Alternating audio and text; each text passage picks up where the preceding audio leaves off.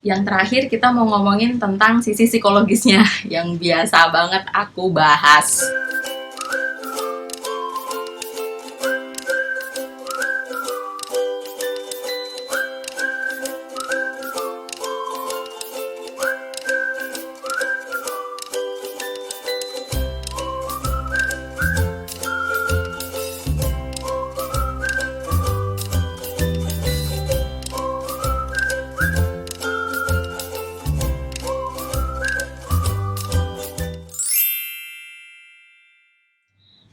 Assalamualaikum Sobat CS. Apa kabar? Tetap waras dong ya. Waras dong, masa nggak waras ya kan? Nah, hari ini aku mau bahas tentang mastek. Mastek itu poin penting di treatment kanker payudara. Mastek itu apa sih? Mastek itu adalah operasi pengangkatan payudara. Kenapa kalau kita punya kanker payudara, kita harus melakukan mastek? Karena kanker payudara itu kayak benalu. Benalu itu kalau dulu di pelajaran kita kan dia masuknya ke simbiosis parasitisme ya. Jadi dia menggerogoti tubuh kita dan kita rugi karena itu. Karena memang lama-kelamaan itu akan memperburuk kondisi kita. Makanya di kanker payudara, pengangkatan payudara, di saat payudara itu ditemukan ada sel yang tidak normal atau sel yang ganas atau sel kanker, itu dia harus melakukan operasi pengangkatan payudara atau yang biasa disebut dengan mastektomi. Kita biasanya nyebutnya mastek aja, tapi lengkapnya itu adalah mastektomi.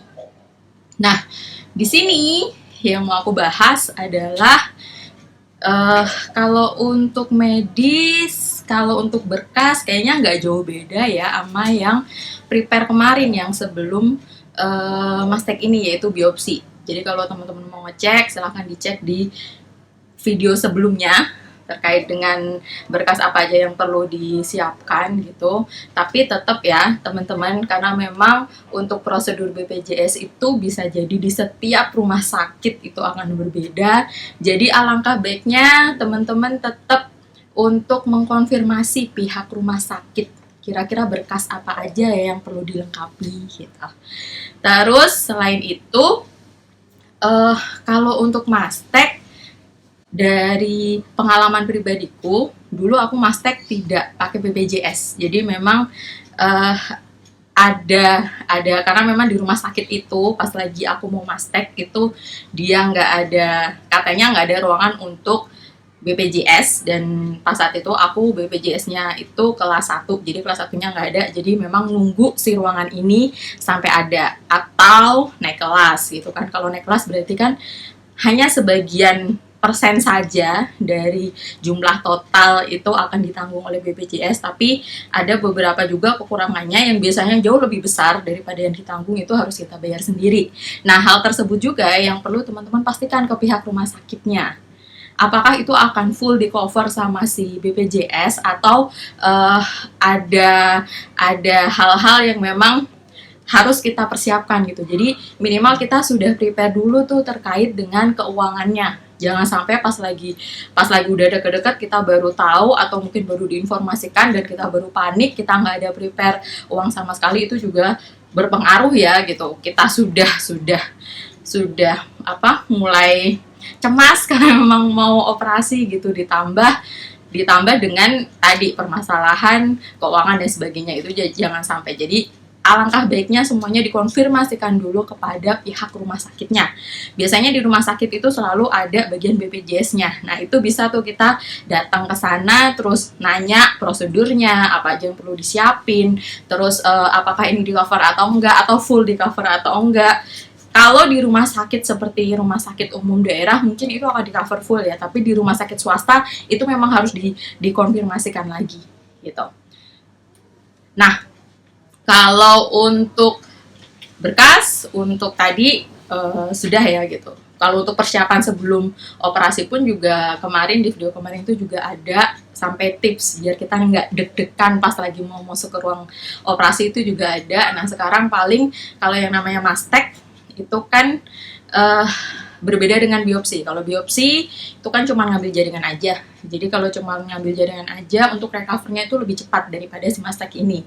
Nah, kalau untuk di mastek ini yang perlu teman-teman tahu bahwa setelah pengangkatan itu ada beberapa hal yang perlu diperhatikan. Yang pertama adalah karena memang itu operasinya pengangkatan payudara dan itu operasinya lumayan besar gitu, seperti saya jahitannya tuh lumayan panjang, beneran yang dari bawahnya pundak sampai yang atas perut sini, jadi bawah dada banget gitu. Jadi tuh lumayan panjang, ada mungkin segini panjangnya. Nah itu kan berarti jahitannya juga akan lebih banyak ya gitu. Kalau jahitannya banyak kan berarti kita juga harus lebih hati-hati, yang pertama. Terus yang kedua, walaupun itu berbeda-beda, tergantung posisi kankernya atau posisi benjolannya itu ada di mana. Karena memang posisi benjolan saya itu ada di bagian atas, miring ke sini gitu. Jadi makanya dibikin seperti itu. Ada juga yang dia sampai ke ketiak gitu, karena memang harus mengambil beberapa si jaringan kelenjar getah bening. Tapi kalau saya kayaknya sih kelenjar getah bening saya tidak diambil kayaknya.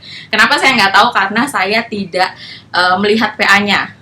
Karena seperti yang kemarin juga di operasi mastek ini saya masih di kondisi yang ya udahlah gitu. Pokoknya apa aja yang dibilang sama dokter ikut gitu.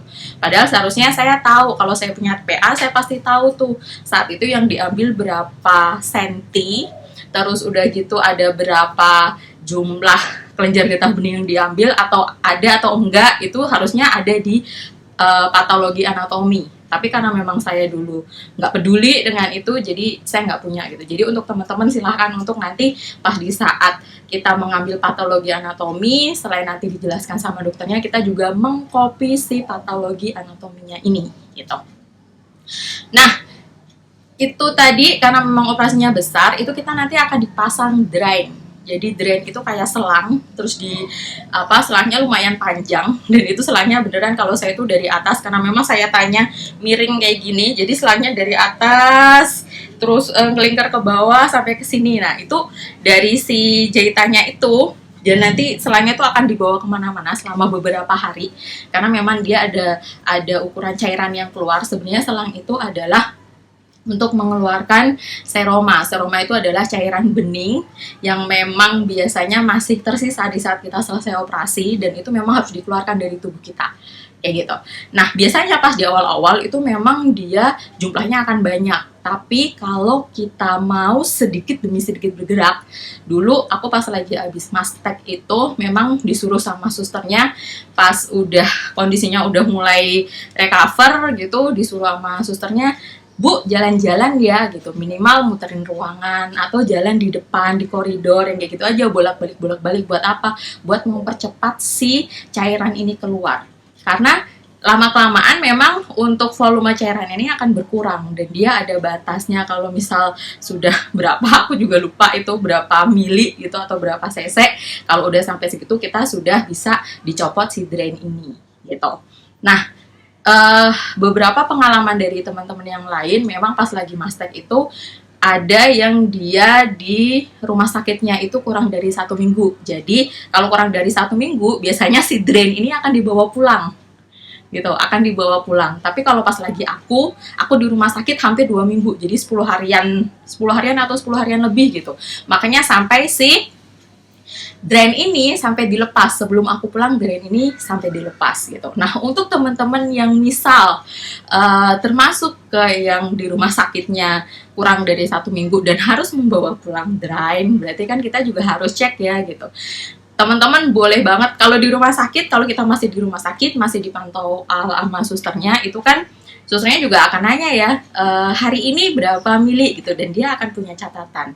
Karena kita kalau pulang itu pasti nggak ada yang mencatatkan, berarti ya kita harus mandiri gitu. Misal di hari pertama kita pulang, si cairan drain ini ada berapa mili atau ada berapa cc gitu. Terus abis itu besoknya berapa lagi, besoknya berapa lagi. Nanti pas kontrol itu kan jadi bisa kita sampaikan gitu.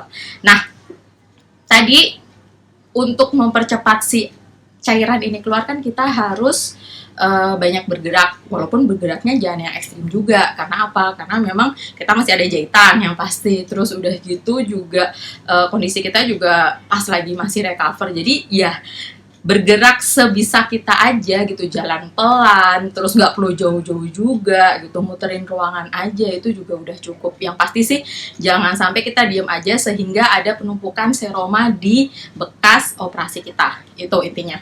Terus yang kedua, karena memang yang namanya habis dioperasi, apalagi kalau buat teman-teman yang sampai diambil beberapa kelenjar getah beningnya, itu kan berarti akan ada pemotongan kelenjar getah bening di area sini. Nah, itu biasanya akan membatasi pergerakan tangan kita. Biasanya itu emang sakit banget gitu.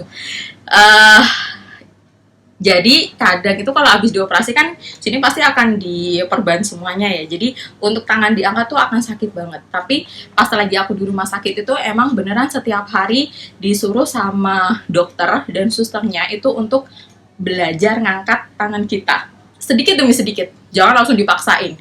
Ya pasti langsung dipaksain pasti sakit banget. Dan kita juga nggak tahu ya kalau dipaksain itu apakah nanti ada luka yang memang misal nih ada jaringan-jaringan yang memang dia seharusnya akan balik lagi terus nanti bisa luka lagi dan sebagainya, kita nggak tahu ya. Yang intinya sih sebisa kita ngangkatnya, tapi itu harus konsisten kita lakukan sampai kita bisa meluruskan si tangan kita. Karena kalau misal kelamaan kita nggak melatih itu biasanya akan kaku dan akan susah untuk bisa fleksibel ke atasnya. Tanganku yang di sebelah bagian yang dimastek itu adalah tangan kanan, dan memang pas lagi di awal-awal itu ya sulit sekali gitu untuk diangkat. Tapi ya itu, walaupun sulit dan walaupun sakit, tetap harus kita lakukan secara konsisten tapi tidak dipaksakan. Kalau misal teman-teman mau nyari di YouTube, aku sih sempat ngecek, itu memang ada beberapa gerakan-gerakan yang bisa dilakukan. Teman-teman bisa cek di sana. Atau kalau misal teman-teman takut gitu, ntar takutnya malah gimana-gimana ya gitu, teman-teman bisa nanya ke dokternya atau bisa minta dirujuk ke bagian fisioterapi. Kalau misal teman-teman tangannya bener-bener yang ini udah sampai beberapa minggu kok aku nggak bisa ngangkat tanganku sampai lurus ya gitu, daripada nanti sudah permanen gitu kan, nggak bisa digerakin ke atasnya, mending segera diterapi ke fisioterapi. Biar apa? Biar penanganannya juga tepat gitu. Karena kita juga nggak tahu ya standar medisnya untuk bisa menggerakkan tangan ini maksimalnya harus seperti apa ya gitu. Karena kalau misal nih aku ngasih contoh gerakan, bisa jadi itu akan berbahaya gitu di setiap orang. Makanya aku sih menyarankan untuk kalau memang gerakan itu terbatas banget dan teman-teman berasanya kayaknya nggak bisa deh kalau harus ke atas dan itu sudah beberapa dicoba nggak bisa, ya alangkah baiknya untuk merujuk ke fisioterapi tadi biar bisa pelan-pelan gitu, dan itu sesuai prosedur yang ada gitu. Nah, selanjutnya kita kalau sudah mastek berarti ada bagian tangan yang jadi golden hand. Mungkin kalau golden hand ini akan aku bahas selanjutnya. Intinya adalah sisi tangan yang payudaranya diangkat itu masuknya ke golden hand. Kenapa aku sampaikan ini di awal? Karena kadang kelepasan di golden hand ini dipakai ngangkat atau mungkin dipakai buat bahkan untuk tensi darah, atau mungkin diambil darah dari si tangan yang sisi mastek itu tidak boleh teman-teman gitu. Jadi memang golden hand ini namanya aja golden hand ya gitu. Itu berarti harus kita jaga banget, jangan sampai dia mengalami yang namanya limfedema. Limfedema itu dia yang nyampai bengkak karena memang ada penimbunan cairan di situ gitu, cairan si getah bening tadi. Dan itu mungkin nanti akan aku bahas lebih dalam lagi gitu.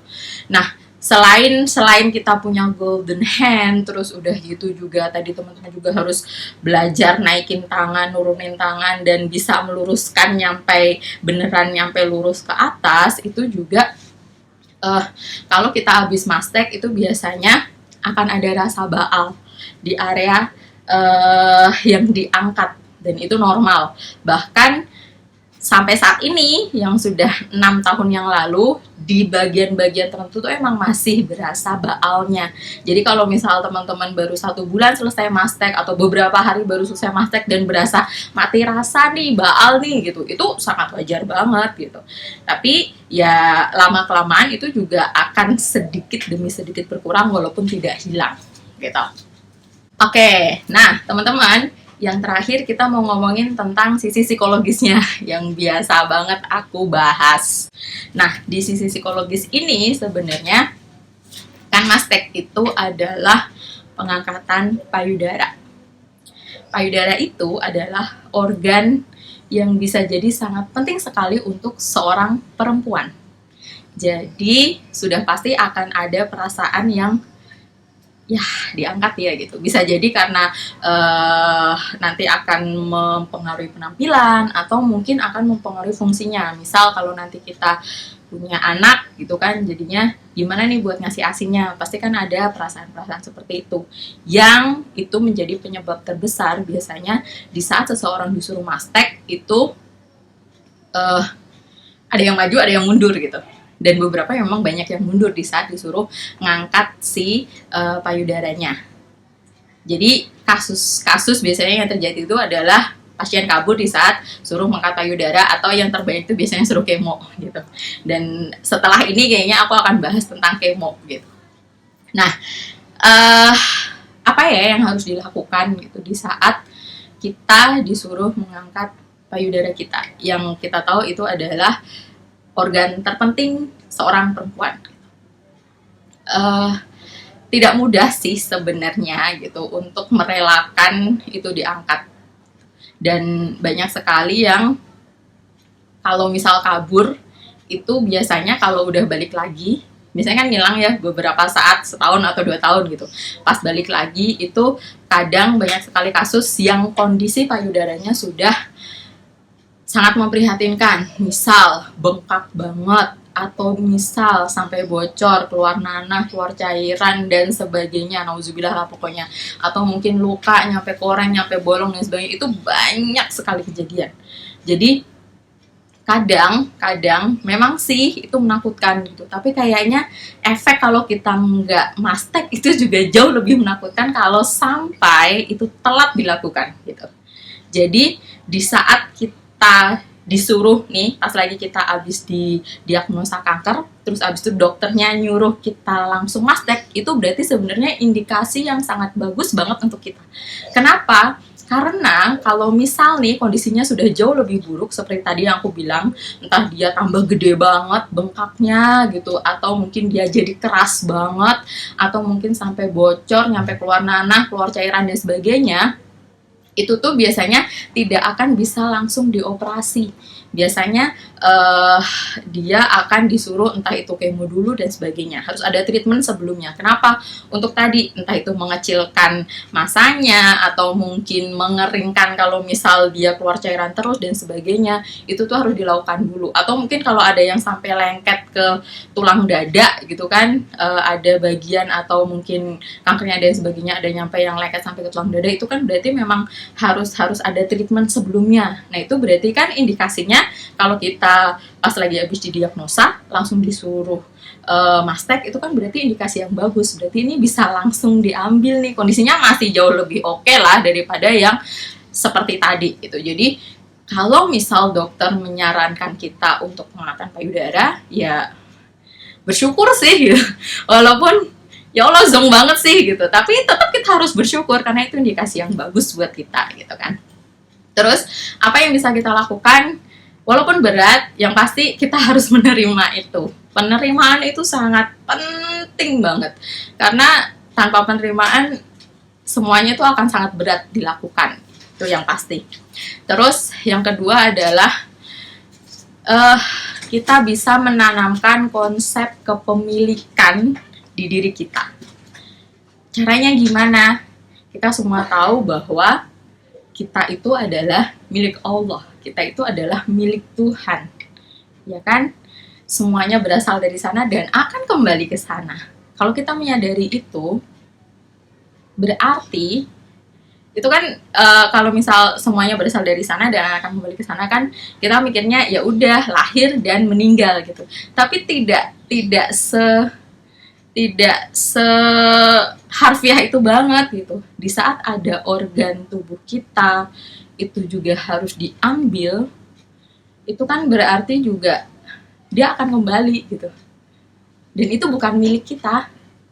Dan kalau misal yang harus dipertaruhkan itu adalah jangan sampai terjadi hal-hal yang seperti tadi aku bilang, memperparah kondisi kita, kayaknya itu sangat worth it, sangat bisa banget kita perjuangkan gitu. Jadi ya penerimaan, terus konsep kepemilikan, kita sadar bahwa semua yang kita punya, bahkan organ di tubuh kita, itu bukan milik kita. Jadi, di saat memang itu harus diambil duluan, ya sudah, kita ikhlaskan dia. Karena di saat kita nerima itu jauh lebih ringan daripada kita, ntar gimana ya, gitu. Ntar terus aku, masa penampilanku jadi aneh ya, miring ya gitu. Terus ntar anakku gimana gitu. Itu entar dan banyak hal yang bisa kita lakukan. Kalau misal teman-teman punya rezeki yang banyak, sekarang udah ada kok operasi rekonstruksi payudara, itu ada.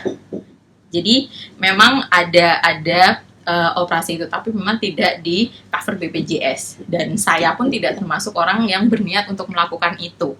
Kenapa? Karena di saat ini diangkat, terus itu sudah menjadi salah satu ikhtiar perjuangan saya untuk menghilangkan atau mungkin melawan penyakit ini, ya sudah gitu.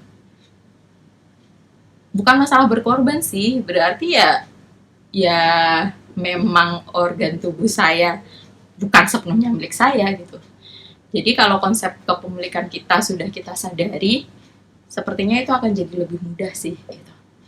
Jadi buat teman-teman yang masih ragu mau mastek atau enggak, bismillah, yakinkan diri bahwa hal tersebut langkah awal kita gitu untuk treatment selanjutnya pastinya.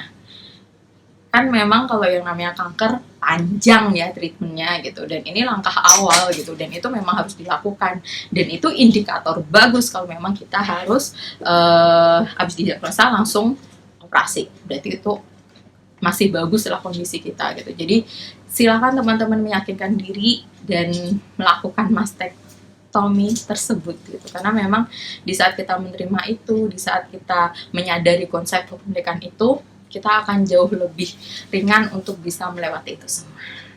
Gitu. Oke teman-teman, terima kasih untuk teman-teman yang mau menyimak, dan semoga itu bermanfaat buat teman-teman.